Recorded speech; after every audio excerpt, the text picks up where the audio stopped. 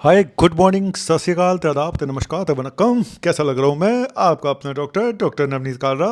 देखने में तो ठीक लग रहा हूँ, लेकिन मेरे साथ जो हुआ वो शायद मैं सच बोलूँ तो एक डॉक्टर होने के नाते शायद कोई दूसरा डॉक्टर कभी ना बताता।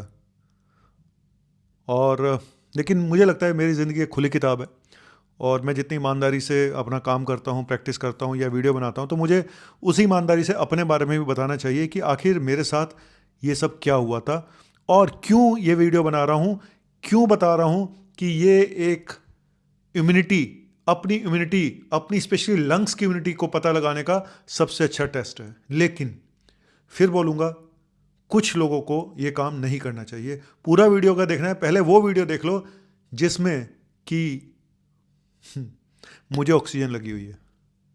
ये कोई फेक वीडियो नहीं है बनाया मैंने, ये सच में मेरे साथ हुआ। पूरी बात आपको बताऊंगा, पहले ये एक वीडियो देख लीजिएगा, फिर पूरी बात बताता हूँ आपको आखिर माजरा क्या था। और मैं बच गया, आपके सामने हूँ, ठीक हो गया, आपके सामने हूँ, लेकिन हुआ क्या? और बहुत सारे लोगों के साथ ऐसा होता है। क्यों बोल रहा हूँ कि अगर आपको अपनी इम्यूनिटी का पता लगाना है तो एक बार इस जगह पे होके ज़रूर आना। Thank you very much. देखिए ये वीडियो, फिर पूरा वीडियो बताऊंगा आगे चल के कि आखिर सच क्या है।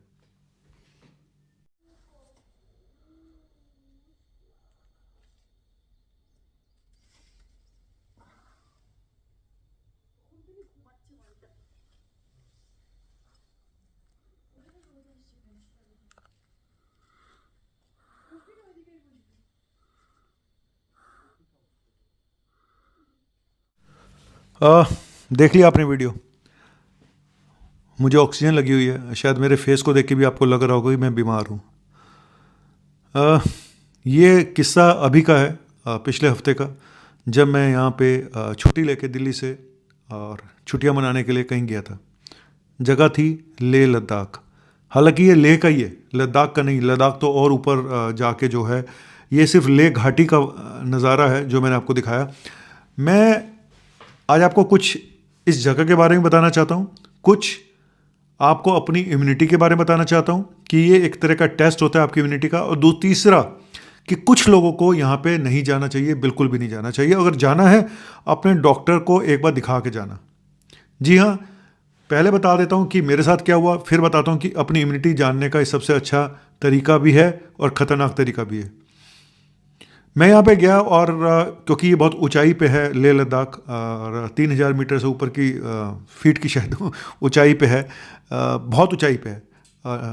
तो बताया जाता है कि यहाँ जाके काफ़ी बार लोगों को एक माउंटेन सिकनेस बोलते हैं, वो हो जाती है, एक्यूट माउंटेन सिकनेस, जिसमें कि आपकी ऑक्सीजन ड्रॉप कर सकती है, क्योंकि बॉडी एडजस्ट नहीं होती, इतनी हाइट पे जाने के लिए एडजस्ट नहीं होती। और ये भी बताऊंगा कि आपको करना क्या चाहिए, कैसे जाना चाहिए। अगर आप जा रहे हैं लेह लद्दाख, आपको क्या प्रिकॉशंस रख के जाने चाहिए, जो शायद मैंने नहीं रखे। रीज़न बताऊंगा कि मैंने क्यों नहीं रखे थे, और मेरे साथ ये हादसा कितना खतरनाक था, और क्या कुछ बड़ी प्रॉब्लम भी आ सकती थी, ये भी बताऊंगा।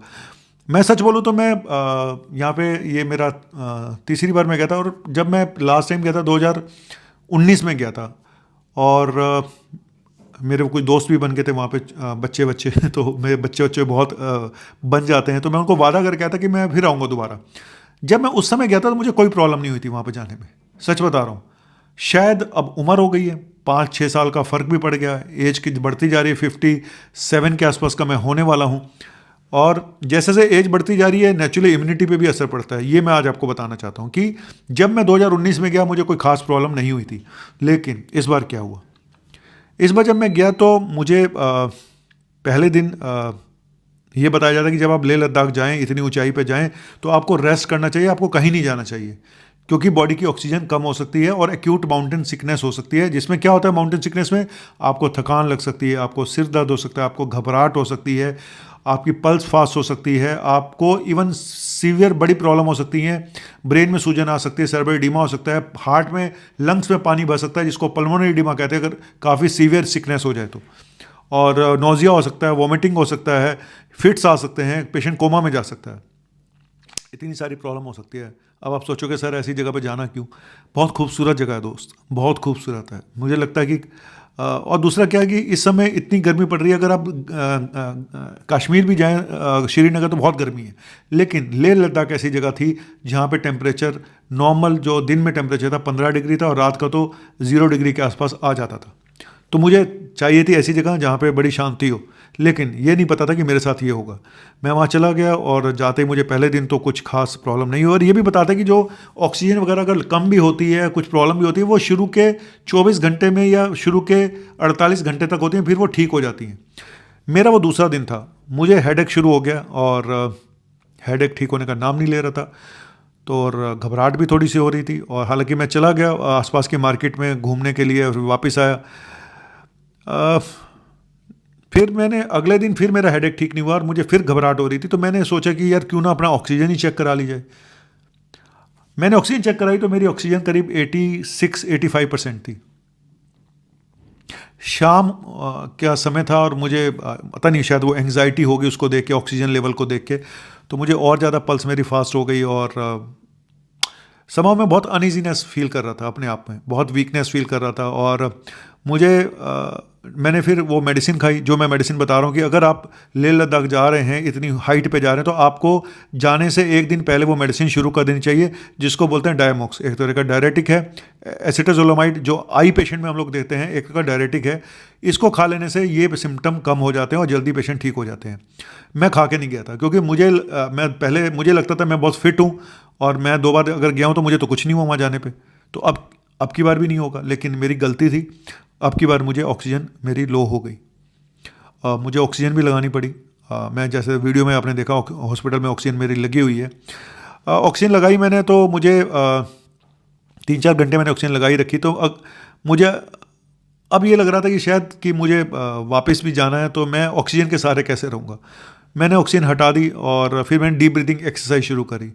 आप यकीन मानिए, जो ऑक्सीजन लेने से मुझे फ़र्क महसूस नहीं हो रहा था, मतलब कि मैं जब ऑक्सीजन बंद कर रहा था मेरी ऑक्सीजन फिर ड्रॉप कर जाती थी, डीप ब्रीथिंग एक्सरसाइज करने से लंग्स खुले और ऑक्सीजन नॉर्मल होनी शुरू हो गई। इस तरह से मेरा ये सारा जो चीज़ें थी वो जाके नॉर्मल हुई। लेकिन इसी तरह से 1-2 पेशेंट और थे जिनको मैंने वार्निंग दी थी कि आप मत जाइएगा, लेकिन वो आए, उनको कुछ प्रॉब्लम थी, उनकी ऑक्सीजन बहुत लो हो गई और उनको इमरजेंसी में वापस भी जाना पड़ा। मैं आज आपको एक बात बताना चाहता हूँ कि मैं क्यों कह रहा हूँ ये आपकी इम्यूनिटी का टेस्ट है, आपकी लंग्स की इम्यूनिटी का टेस्ट सबसे बड़ा है। आपकी इम्यूनिटी का तो यही है, लंग्स और हार्ट की इम्यूनिटी का टेस्ट भी होता है। इसी वजह से शायद मैंने अपनी इम्यूनिटी पे ध्यान देने के लिए शाम की प्रैक्टिस बंद कर दी है पिछले 6 महीनों से, और मैं शाम को जिम भी ज्वाइन किया हुआ है, अपनी फिटनेस पे ध्यान दे रहा हूँ। क्योंकि जैसे जैसे एज बढ़ती जाती है आपकी इम्यूनिटी कम होती जाती है, चाहे वो लंग्स की हो, हार्ट की हो या टोटल बॉडी की हो। मैं आज आपसे ये बोलना चाहता हूँ कि पहले तो एक दवाई डायमॉक्स खा के जाए नीचे से, और ये 24 घंटे पहले खानी पड़ती है दवा, ऊपर जाके भी आपको खानी पड़ेगी। लेकिन जिन लोगों को अस्थमा है, जिनको हार्ट प्रॉब्लम्स हैं, जिन लोगों को ऑक्सीजन पहले कोविड में जिनकी लो रही है, जिनको सीवियर कोविड हुआ था, इन लोगों को मैं मना करूंगा जाने के लिए, क्योंकि कई बार वहाँ सीरियस प्रॉब्लम हो जाती हैं। और हालांकि वहाँ के लोगों का कहना था, होटल के लोगों का, कि सर ये तो नॉर्मल है, 86-85%, यहाँ तो इतनी तो लोगों की हो ही जाती है जी, कुछ नहीं है फलाना ढिमका, उनके हिसाब से।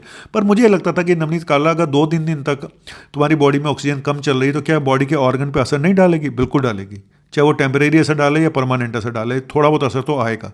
तो मैं उस चीज़ से निकलना चाहता था और मैं निकल भी गया। डीप ब्रीथिंग एक्सरसाइज करके मैंने ऑक्सीजन नॉर्मल कर ली। लेकिन मैं आप लोगों को बोलूँगा, अगर आप अपने डॉक्टर को कंसल्ट करके ही आएँ लेह लद्दाख, अगर आप जाना चाहते हैं। बहुत खूबसूरत जगह है, लेकिन कुछ लोग यहाँ आने के बाद ऑक्सीजन कम हो जाती है, उसके बाद भी वो लालच बंद नहीं कर पाते और हाइट पे ऊपर चले जाते हैं देखने के लिए। पेंगोंग लेक है, नुब्रा वैली है, लेकिन वहाँ जाके हालत इतनी ख़राब हो जाती है कि इमरजेंसी में हॉस्पिटल लेके आना पड़ता है उनको ऑक्सीजन के साथ। तो मैं बोलूँगा कि यार, इम्यूनिटी का पता लगाना है तो ठीक है, एक बार हो आओ, अपनी देख भी आओ और अपनी इम्यूनिटी का पता भी लगाओ। लेकिन जिन लोगों की उम्र 60 साल से ऊपर है, उन लोगों को पहले से ही तैयारी कर देनी चाहिए अपनी फ़िटनेस को ध्यान में रख के।